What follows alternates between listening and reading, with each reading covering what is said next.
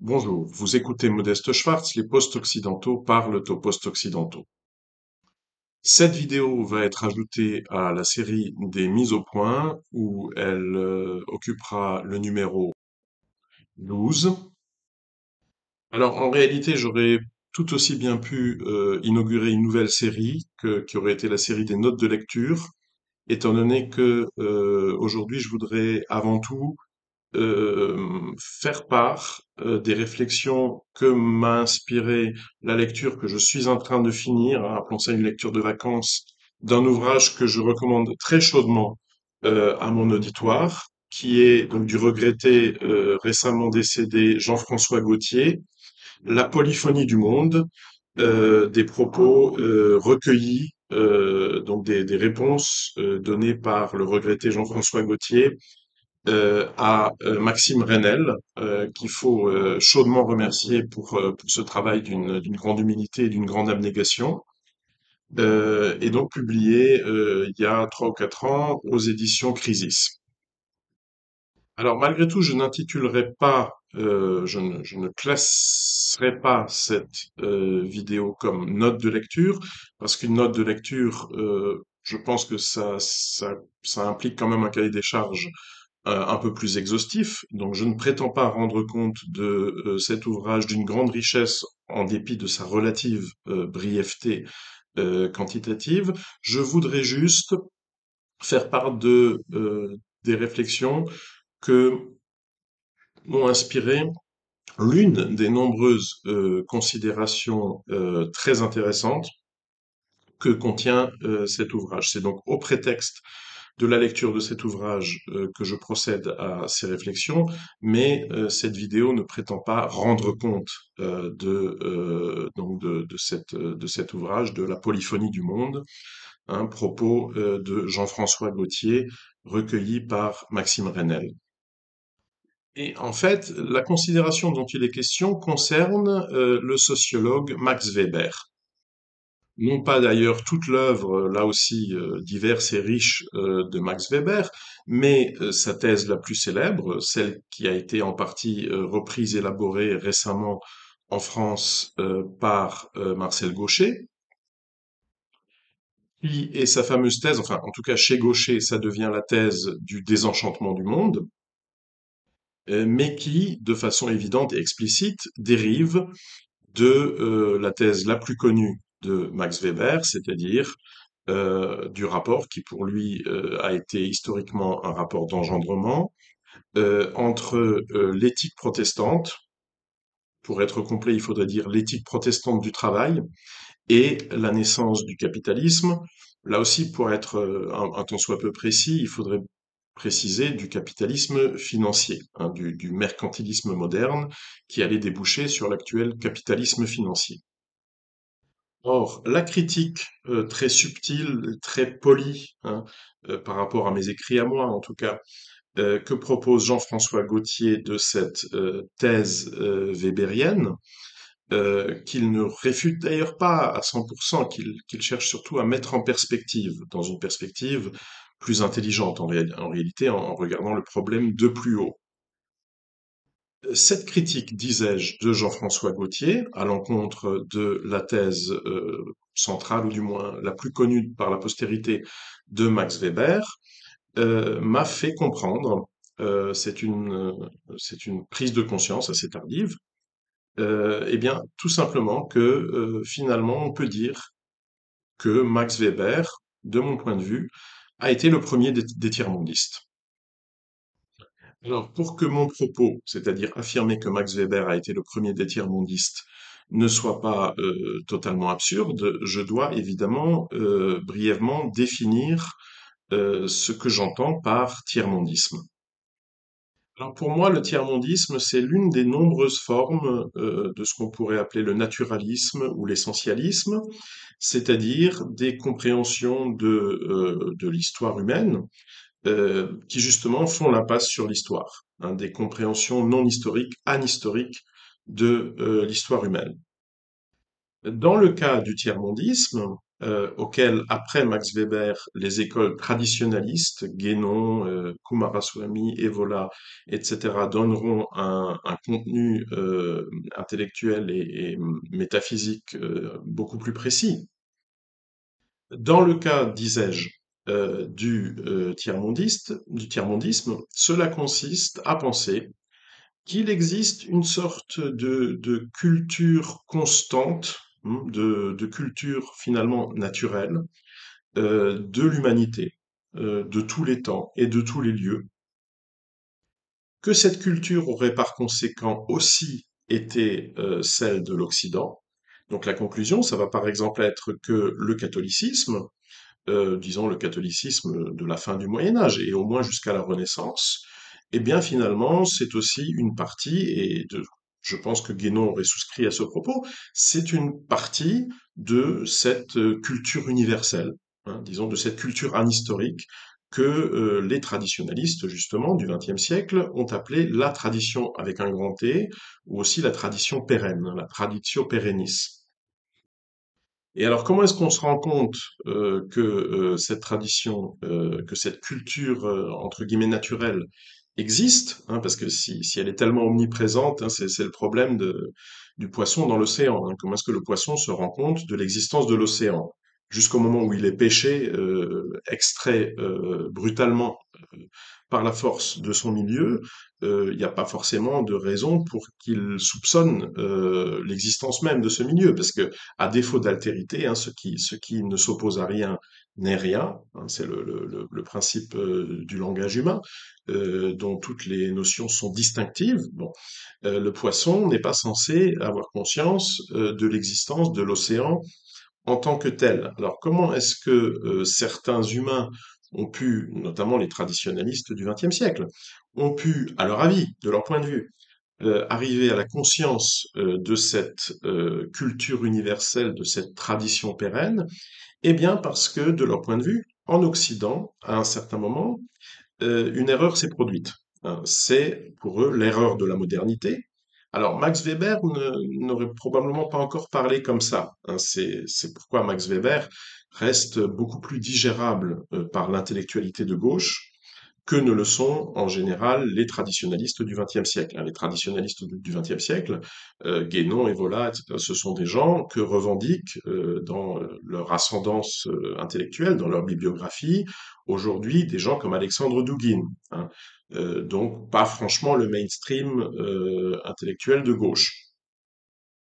Et pour les traditionalistes, donc, cette erreur système hein, qui s'est manifestée à un moment, et il se trouve qu'elle s'est manifestée en Occident, c'est la modernité occidentale.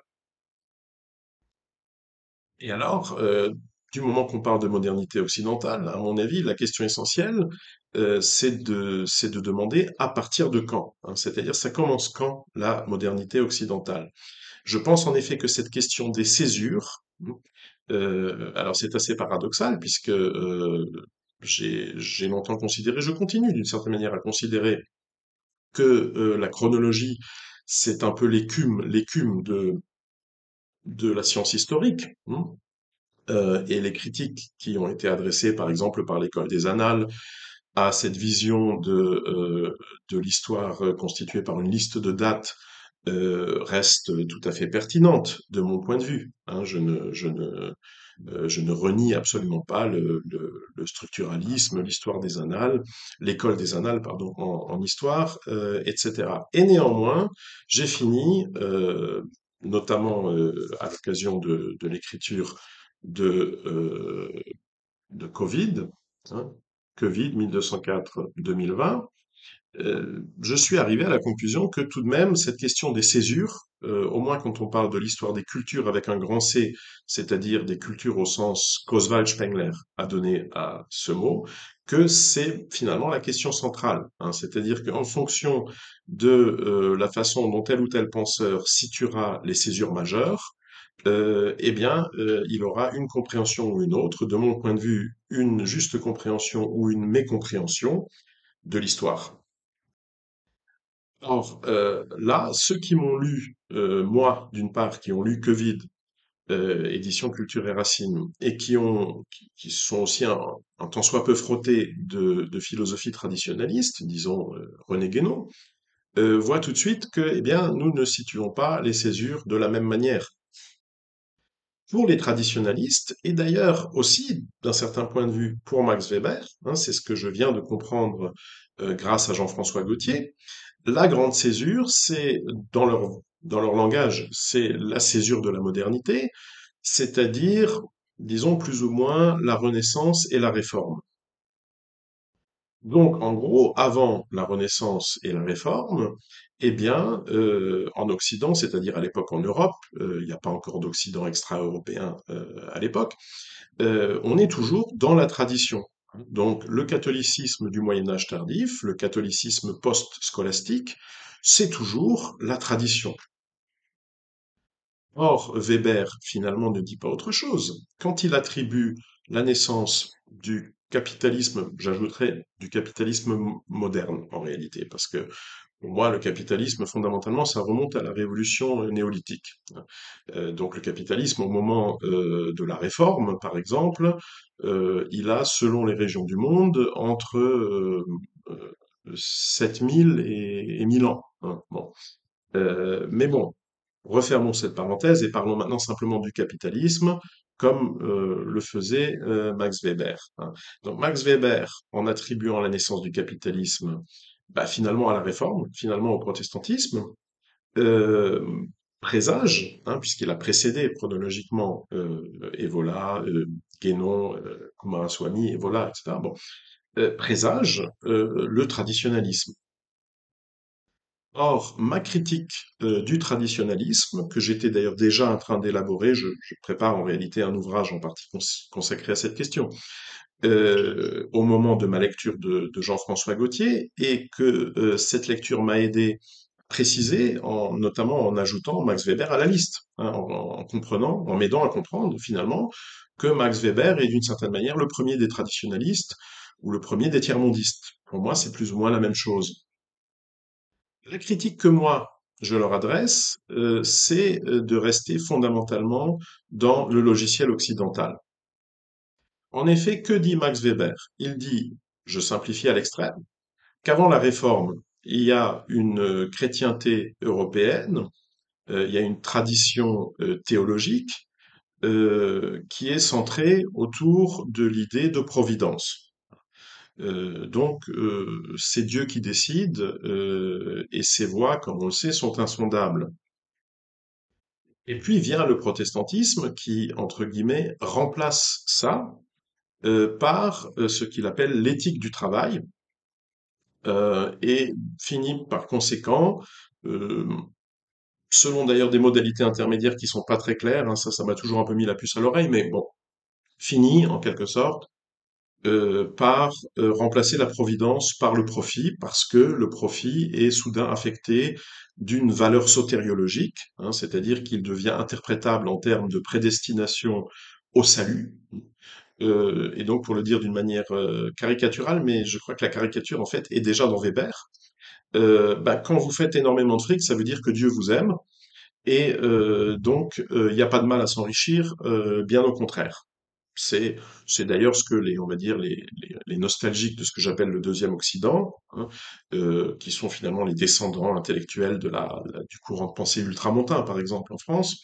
C'est ce que eux ont décidé de retenir de Weber, et c'est ce qui crée ce statut assez curieux de la pensée de Weber, qui est à la fois qui attire beaucoup une grande partie de l'intellectualité actuelle de gauche, des marxistes, des post-marxistes, mais qui en même temps semble beaucoup sourire à ce courant que moi j'appelle nostalgique, hein, c'est-à-dire en gros aux gens qui pensent plus ou moins que si on pouvait revenir avant 1789, eh ben on vivrait dans le meilleur des mondes, hein, et la plupart des mots qu'on résume généralement sous la catégorie générale de déclin de l'Occident n'existeraient pas ou trouveraient une solution. Bon, vous m'avez compris.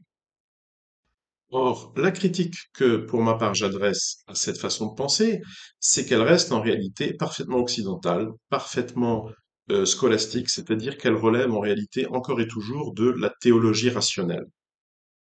Ce qui, par conséquent, manque radicalement dans cette vision de l'humanité, de l'histoire, c'est ce que nous ont appris à voir et à interpréter les anthropologues. Euh, c'est, pour le dire d'une façon aussi simplificatrice, c'est la réalité immanente de la vie humaine, hein. C'est-à-dire que bien sûr que l'homme est entre autres cet animal qui produit de la pensée abstraite, produit des dogmes, produit des principes et des raisonnements déductifs.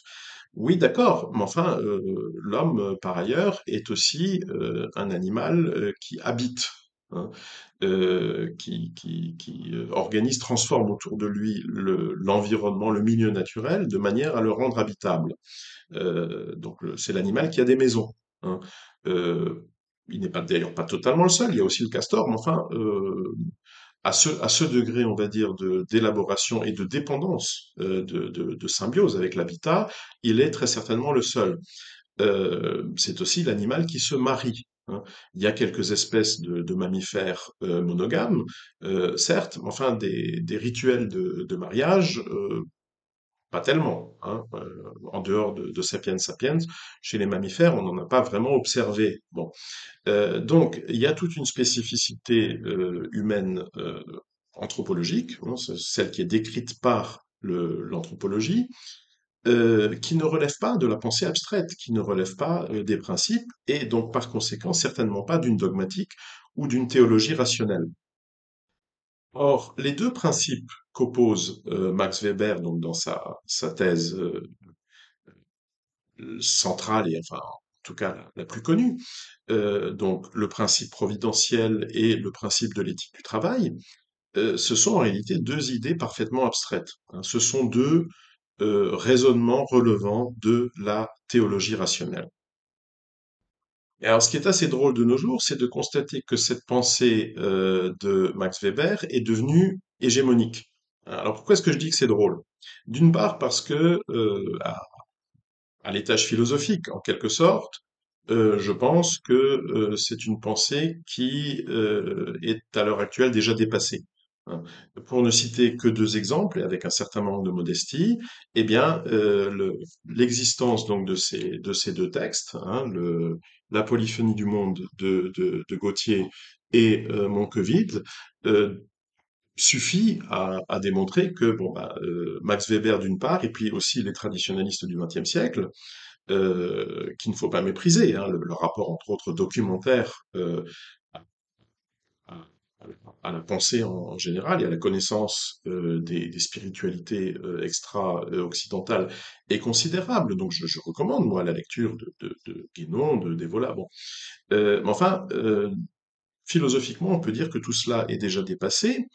Et puis, ça peut avoir, d'un point de vue philosophique, ça peut avoir l'air d'un détail, mais enfin, tout de même, comme on parle d'histoire, je pense que ça n'en est pas un, hein. Moi, c'est ça qui m'avait, dans un tout premier temps, éloigné des thèses de Weber, c'est qu'il se trouve que, historiographiquement, c'est faux, hein. Et ça aussi, Jean-François Gaultier, avec le tact qui le caractérisait, dont malheureusement pour ma part je suis incapable, Gautier il fait allusion. Il se trouve qu'historiquement, le capitalisme, entre parenthèses financier, hein, mercantile, n'est pas né, hein, comme Weber et les Weberiens faisaient semblant de le croire, dans un monde anglo-protestant nordique. Il est né en Lombardie, hein. Il est né dans un monde parfaitement latin et catholique.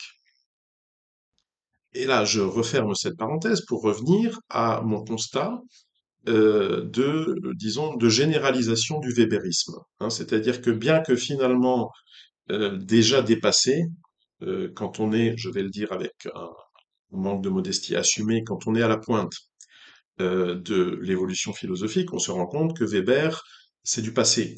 Oui, mais la plupart on va dire, des talking heads, hein, des têtes parlantes que vous entendez de nos jours, eux, ils sont encore en plein dedans, hein.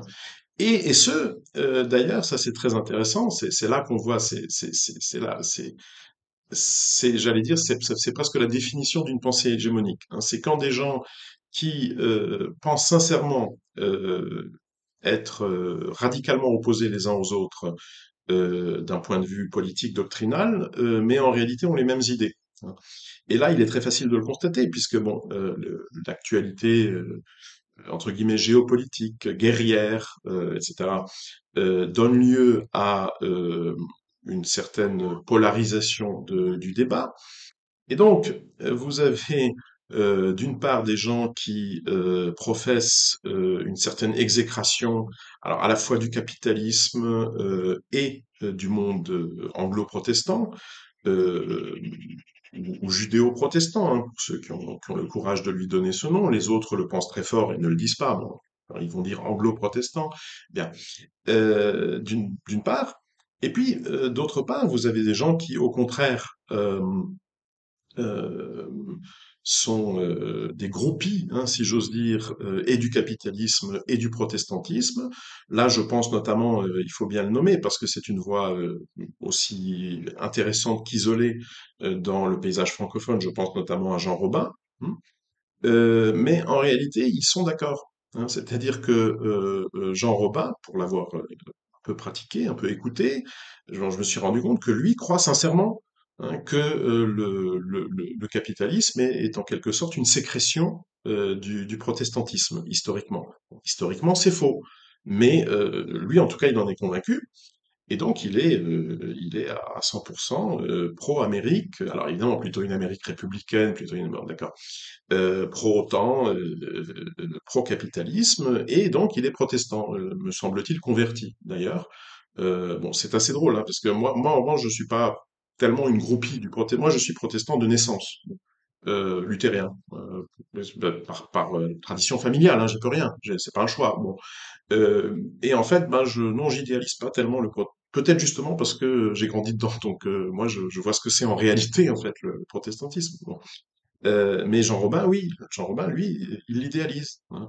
Mais en face, vous avez donc comme j'en ai cité un d'un côté, je vais en citer un de l'autre, de préférence d'un assez bon niveau, hein, sinon finalement c'est des coups bas. Vous avez Lucien Cerise, hein, qui lui en revanche, tout en venant de la gauche et en étant finalement dans un horizon intellectuel post-théologique, mais reproduit, on va dire, tous les clichés euh, ultramontains, loyalistes, bon, donc de la droite, hein, dans la classification de Raymond Aron des droites, donc la droite loyaliste, issue du royalisme, du monarchisme, de la pensée ultramontaine, etc. Bon, euh, et donc, c'est là qu'apparaît le tiers-mondisme, puisque, en quelque sorte, comme l'erreur de l'Occident, ça aurait été, alors disons cette erreur qui se produit, en gros, on va dire que ça commence à la Renaissance, ça culmine dans la Réforme, et puis ça finit par déboucher sur 1789. Bien.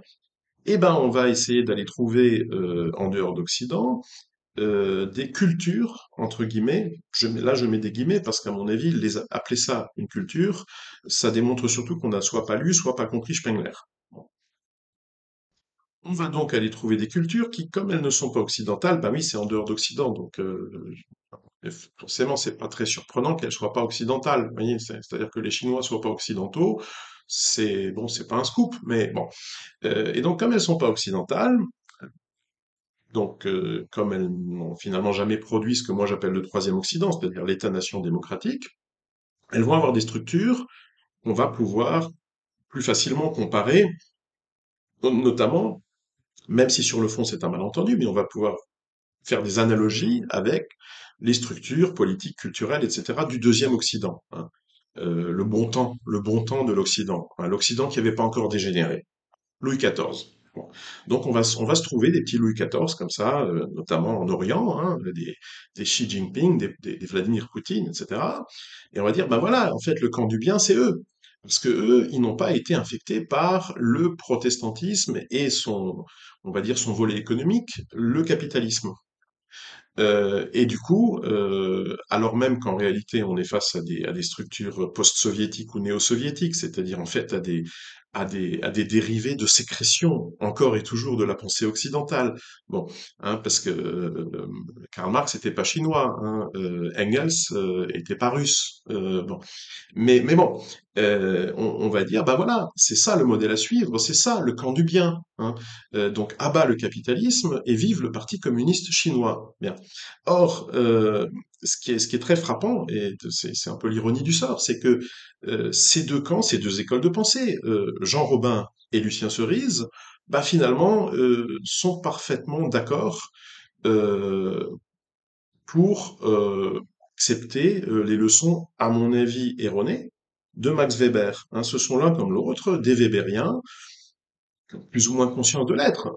Enfin bon, c'est ce qu'on appelle l'ère du temps. Hein, c'est-à-dire tout le monde baigne là-dedans, donc y compris les rouges, bruns, poutinolâtres, que sais-je, et y compris les néo-apologètes d'un néo-atlantisme authanophile, américanophile, pro-capitalisme. Alors, il faudrait définir aussi de quel capitalisme on parle, hein, en réalité. Le capitalisme finalement universellement humain qui apparaît encore une fois pour moi au néolithique, à partir du moment où il y a des lopins de terre privatisés, où on stocke du grain pour l'année suivante, bon bah voilà, on a du capital, on a de la propriété privée et on a du capital. Hein.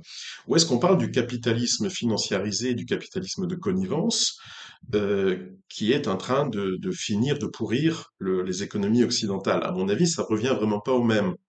Mais du moment qu'on a essentialisé tout ça, hein, qu'on est allé stocker tout ça dans de la métaphysique, en l'indexant sur ce que Ibn Khaldoun aurait appelé des da'wat, des foi, hein, des doctrines métaphysiques, bon, bah, finalement, on peut tout mettre dans un même sac, et puis ensuite, il suffit d'ajouter une polarité morale, hein, c'est-à-dire que soit on va trouver ça formidable, hein, vive l'Amérique, vive l'OTAN, bon, voilà, et donc vive le protestantisme. Hein, de ce point de vue-là, il faut reconnaître au moins à Jean Robin le mérite de la cohérence. Soit on va affecter tout ça d'un signe globalement négatif, hein, et puis on va s'instituer apologète de la tyrannie orientale, comme aurait dit Hegel, hein, du despotisme asiatique. Hein, parce que au moins, ça nous sauve du méchant capitalisme judéo-protestant ou anglo-protestant, alors ensuite au choix, hein, et en fonction aussi des degrés de courage, hein, des divers rhéteurs. Alors, comme je viens de dire ce en quoi moi je ne crois pas, hein, ce que je considère comme erroné, je pense qu'il relève quand même de la décence de préciser aussi d'esquisser en réalité, hein, de façon tout à fait sommaire en deux phrases, ma vision des choses, sans quoi ça serait un peu déloyal, en quelque sorte. Hein, ça reviendrait à se fendre, à piquer l'adversaire, mais sans lui laisser de possibilité de contre-attaque. En escrime, ça ne se fait pas. Bon, moi qui manipule la notion de culture dans le sillage d'Oswald Spengler, moi, je considère qu'à l'heure actuelle, et ce depuis en réalité peut-être plusieurs siècles, à la surface de la planète Terre, il y a une culture productive. Alors, qu'est-ce que j'entends par productive? Une notion que je prends à la linguistique, qui est ma discipline d'origine. Hein, en linguistique, on appelle structure productive des structures qui, dans une langue donnée, continuent à produire de nouveaux mots, de nouvelles expressions. Hein. Donc, par exemple, étude, euh, vous aviez la négritude, hein, à l'époque de Sangor, etc. Bon. Euh, et puis aujourd'hui, on pourrait maintenant qu'il y a une mythologie des BRICS, on pourrait parler de brexitude. Vous voyez. Et si je crée un mot comme ça, brexitude, les francophones vont me comprendre. Pourquoi? Parce que ce itude, ce suffixe itude en français est resté productif. Hein, donc ça fait partie des structures vives de la langue. Bien. Pour moi, quand on passe au domaine des cultures, au sens de Spengler, il y a à l'heure actuelle une culture productive attention, ça n'est pas assorti de polarité morale, de jugement de valeur, etc. Ça veut pas dire que je suis fan. hein. C'est un constat technique. Il y a une culture, pour moi, productive aujourd'hui dans le monde, c'est la culture occidentale. Bon, il y a un petit problème, c'est qu'elle est terminée, hein, c'est que c'est en train de mourir. Bon. Et ce qui crée cette situation paradoxale qu'on est dans une sorte d'entre-deux, hein. Donc on va pas pouvoir continuer avec ça je pense que c'est assez clair pour tout le monde, mais on voit pas encore très très bien ce qui pourrait la remplacer.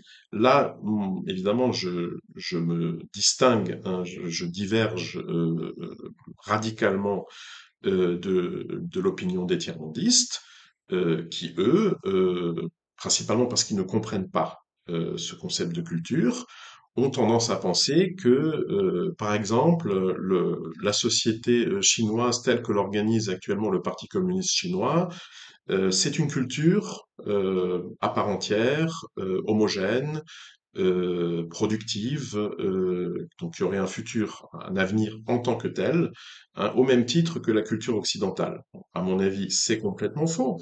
À mon avis, les élites dirigeantes du monde pigmenté, hein, c'est ce qui m'a amené à produire ce concept d'Occident pigmenté. C'est quoi l'Occident pigmenté? Eh bien, ce sont les élites dirigeantes, hein, de Pékin, de Moscou, de Nairobi, de Brasilia, bon, qui sont dans tous ces pays une assez faible minorité, et c'est un groupe, c'est une collection de groupes sociaux qui, pour moi, vivent essentiellement dans la culture occidentale, hein.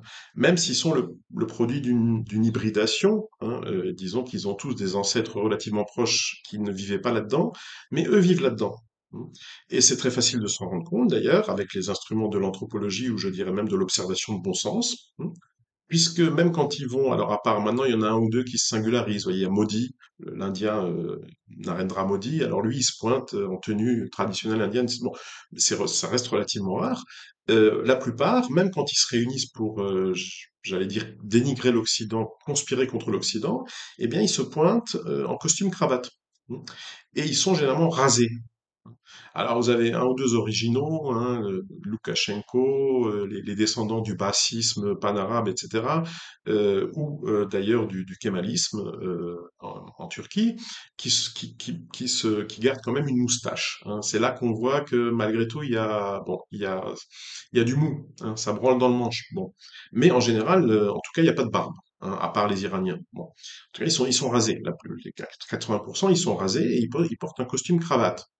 Ce qui est en fait la manifestation extérieure, claire, univoque et à mon avis parfaitement, comment dire, transparente de leur, je vais encore faire un néologisme, de leur occidentalité culturelle. Alors même que les masses que ces élites dirigeantes dominent, en Chine, peut-être moins en Chine d'ailleurs, mais en tout cas en Indonésie, en Inde, en Éthiopie, au Brésil, elles ne sont pas si occidentalisées que ça. Je dirais même que quand on en arrive à la strate rurale, elles sont pas occidentalisées du tout. Donc pour moi, ce monde de l'Occident pigmenté, ce monde dominé par l'Occident pigmenté, c'est un monde en réalité beaucoup plus hétérogène que ne l'est l'Occident actuel, l'Occident historique, ce que j'appelle l'Occident historique, donc le monde blanc, hein, finalement, qui lui en revanche est arrivé à un degré d'homogénéité extrême. Et cette homogénéité, eh bien, je viens d'en donner un exemple, hein. C'est-à-dire que, par exemple, dans cette espèce de Weberisme hégémonique, s'unissent des personnalités subjectivement, hein, aussi différentes, voire opposées, que Jean Robin et Lucien Cerise. Et alors simplement, dans une partie du spectre, en l'occurrence sa partie, appelons-la sa partie droite, même si finalement ça n'a pas beaucoup de sens de parler de droite et de gauche dans un tel contexte. En tout cas, sa partie, on va dire, orientophile, bon, euh, vous avez ce phénomène du tiers-mondisme, hein, qui consiste à penser que, en quelque sorte, on va pouvoir s'économiser la tâche de donner nous-mêmes un avenir culturel au monde blanc, par exemple à l'Europe, parce qu'en fait, il suffira d'importer de l'avenir tout fait, hein. Euh, Par exemple de Russie ou bien de Chine. Or, de ce point de vue-là aussi, la lecture de Jean-François Gaultier et tout particulièrement intéressante et j'aurais même tendance à dire salutaire, hein, puisque quand on lui pose la question du désenchantement, hein, d'où pourrait revenir l'enchantement du monde, quand on lui pose la question de l'espoir, pourquoi est-ce qu'il n'y a plus d'espoir? Comment est-ce qu'on peut retrouver l'espoir?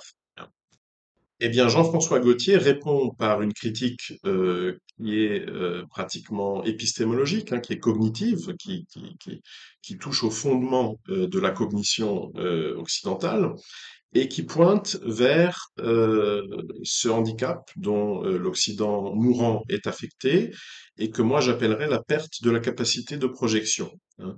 C'est-à-dire que pourquoi est-ce qu'on parle tellement d'un enchantement, hein, qui aurait existé de manière pratiquement naturelle, hein, un peu comme la rosée existe sur l'herbe du matin. Bien. Pourquoi est-ce qu'on parle d'un espoir qui est pareil, aurait existé un peu comme les papillons et les petits oiseaux existent, hein, le soleil se lève et vous avez les petits oiseaux qui se mettent à voler. Bon, l'espoir se lève. Ah, bon. Eh bien, justement parce on n'arrive plus à le sécréter, hein, on n'arrive plus à le produire.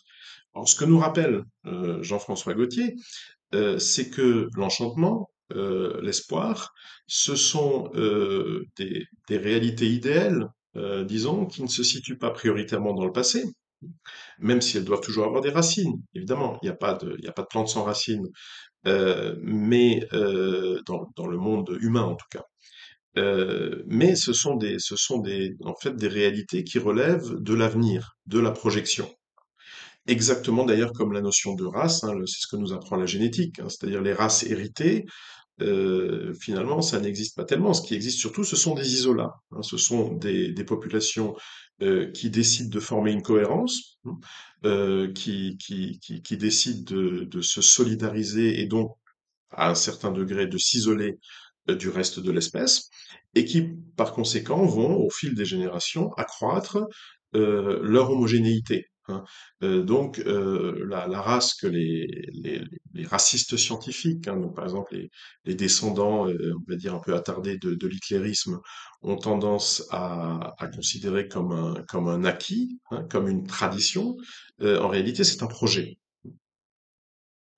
Or, justement, ce qui, dans la réalité de ce qu'on appelait, il y a encore récemment le tiers-monde et qu'on appelle maintenant les pays émergents, les non-alignés, les BRICS, bon. Dans la réalité de ce monde que j'ai un tout petit peu pratiqué, d'ailleurs vraiment à la marge, hein, mais peut-être avec plus d'esprit d'observation que d'autres.